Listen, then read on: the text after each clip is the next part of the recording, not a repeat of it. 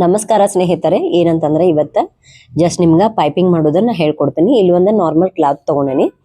ಏನಂತಂದ್ರೆ ಇಲ್ಲಿ ಜಸ್ಟ್ ಮಾಡೋದನ್ನ ನಾನು ನಿಮಗೆ ಹೇಳ್ಕೊಡತೀನಿ. ಪೂರ್ಣ ನೆಕ್ ನಾ ತಗೊಂಡಿಲ್ಲ, ಸಿಂಪಲ್ ಆಗಿ ಬೇಸಿಕ್ ಒಳಗೆ ಹೆಂಗ್ ಮಾಡೋದು ಅಂತ ನಾ ಹೇಳತ್ತೀನಿ.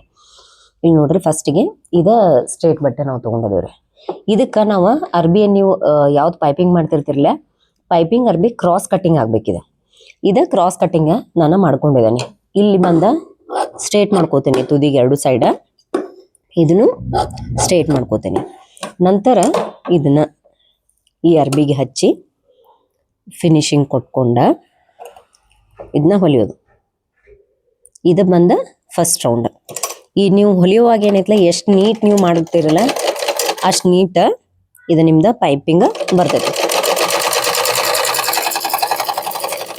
ಸ್ವಲ್ಪ ಗ್ಯಾಪ್ ಬಿಟ್ಟ ಎಡ್ಜಿಗೆ ಬಂದ ಏನ್ ಎಕ್ಸ್ಟ್ರಾ ಇರ್ತೈತಲ್ಲ, ಎಕ್ಸ್ಟ್ರಾ ಇದ್ದಿದ್ದ ಅರ್ಬಿನ ಕಟ್ ಮಾಡ ತೆಗಿಯೋದು.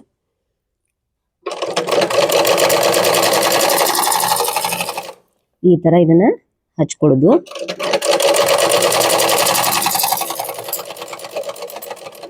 ಇದು ಹಚ್ಚಿದ್ಮೇಲೆ ಏನೈತಲ್ರಿ, ಮಿನಿಮಮ್ ಗ್ಯಾಪ್ ಇಷ್ಟಿರ್ಬೇಕು. ಇದ್ರ ನೆಕ್ಸ್ಟ್ ಸ್ಟೆಪ್ ಏನಂತಂದ್ರ, ಈ ಅರ್ಬಿನ ಸೆಕೆಂಡ್ ಫೋಲ್ಡ್ ಆಗಿ ಹಿಂಗ್ ಮಡ್ಚೋದು. ಈ ತರ ಹಿಂದಿನ ಬಟ್ಟೆ ಇದೇನ್ ಹಾಕಿದಿಲ್ಲ ನಾವು, ಇದ್ರೊಳಗೆ ಹಿಡ್ಕೋಬೇಕದ. ಈ ತರ ಹಿಂಗ ಹಿಡಿದ ಬಳಿಕ ಮತ್ತೊಂದು ಸ್ಟಿಚ್ ಅದ್ರ ಮೇಲೆ ಹಾಕೊಳ್ಳೋದು. ಇದು ನೀಟಾಗಿ ಈ ತರ ಹಿಂದಿನ ಬಟ್ಟೆ ಸಿಗೋ ತರ ಹಿಂಗ್ ಫೋಲ್ಡ್ ಮಾಡಿ ಮ್ಯಾಲೊಂದ ಹೊಲಿಗೆ ಹಾಕೊಳ್ಳೋದು.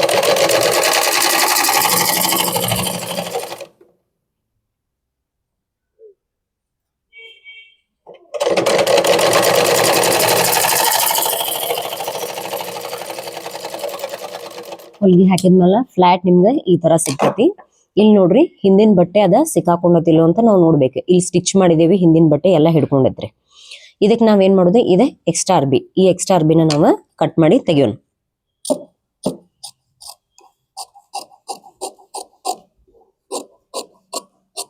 ಕಟ್ ಮಾಡುವಾಗ ಹಿಂದಿನ ಅರ್ಬಿಗೆ ಯಾವುದೇ ರೀತಿ ಡ್ಯಾಮೇಜ್ ಮಾಡ್ಬಿಡ್ರಿ. ಯಾಕಂದ್ರೆ ನೀವು ಇದನ್ನ ಸ್ಯಾಂಪಲ್ ತೋರ್ಸತನಿ, ನೀವು ಕಟ್ ಮಾಡುವಾಗ ಬ್ಲೌಸಿಗೆ ಡ್ಯಾಮೇಜ್ ಮಾಡಕ್ ಹೋಗ್ಬೇಡ್ರಿ. ಇದಿಷ್ಟ ಆಯ್ತು. ಇದು ನಮಗ್ ಸಿಕ್ಕಿದ್ಮೇಲೆ ಇದನ್ನ ನಾವು ದಪ್ಪ ಪೈಪಿಂಗ್ ಅನ್ನು ಮಾಡ್ಕೋಬಹುದ, ಸಣ್ಣ ಪೈಪಿಂಗ್ ಅನ್ನು ಮಾಡ್ಕೋಬಹುದ.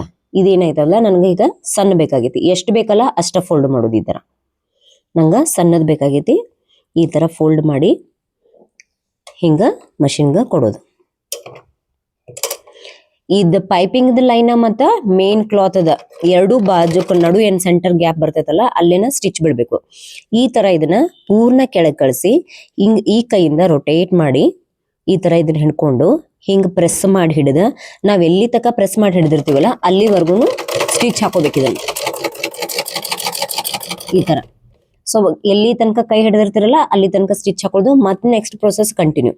ಕೆಳಗಡೆ ಪೂರ್ಣ ಮಡಚೋದು, ರೊಟೇಟ್ ಮಾಡೋದು, ಎಲ್ಲಿವರೆಗೂ ಬೇಕಲ್ಲ ಅಲ್ಲಿವರೆಗೂ ಬಂದ ಕೈಯಿಂದ ಪ್ರೆಸ್ ಮಾಡೋದು, ಮತ್ತೆ ಸ್ಟಿಚ್ ಕಂಟಿನ್ಯೂ ಮಾಡೋದು. Same process next. ಎಲ್ಲ ಬಟ್ಟೆ ಕೆಳಗೆ ಕಳಿಸಿ ರೊಟೇಟ್ ಮಾಡಿ ಎಲ್ಲಿವರೆಗೂ ಪೈಪಿಂಗ್ ಬೇಕಲ್ಲ ಅಲ್ಲಿವರೆಗೂ ಕಂಟಿನ್ಯೂ. ಈಗ ಅಪ್ ಟು ನಿಮ್ ಬ್ಲೌಸ್ ನೆಕ್ ಎಲ್ಲಿ ತನಕ ಇರ್ತೈತಲ್ಲ, ಸ್ಟಾರ್ಟ್ ಟು ಎಂಡ್ ತನಕ ಸೇಮ್ ಪ್ರೊಸೆಸ್ ರಿಪೀಟ್ ಮಾಡೋದ. ಈ ತರ ಎಡ್ಜಿಗೆ ಬಂದ ಫಿನಿಶಿಂಗ್ ಕೊಟ್ಟ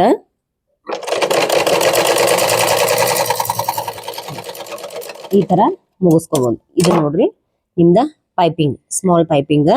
ನೆಕ್ಸ್ಟ್ ಏನಂತಂದ್ರ, ಫ್ರಂಟ್ ಸೈಡ್ ಯಾವ ತರ ಫಿನಿಶಿಂಗ್ ಬಂದಿರ್ತೈತಲ್ಲ, ಬ್ಯಾಕ್ ಸೈಡ್ನು ಅದೇ ತರ ನಿಮ್ಗ ಫಿನಿಶಿಂಗ್ ಬರ್ತೈತಿ. ಇದರಿಂದ ಏನಂತಂದ್ರ ಪೈಪಿಂಗ್ ರಿಟರ್ನ್ ಹೊಳ್ಳೋದಿಲ್ಲ, ಯಾವುದೇ ರೀತಿ ಕೈವಲ್ಗಿ ಹಾಕುವಂತ ಸಮಸ್ಯೆ ಇಲ್ಲ. ಇದೇನಂತಂದ್ರ ಫೈನಲ್ ಲುಕ್. Thank you.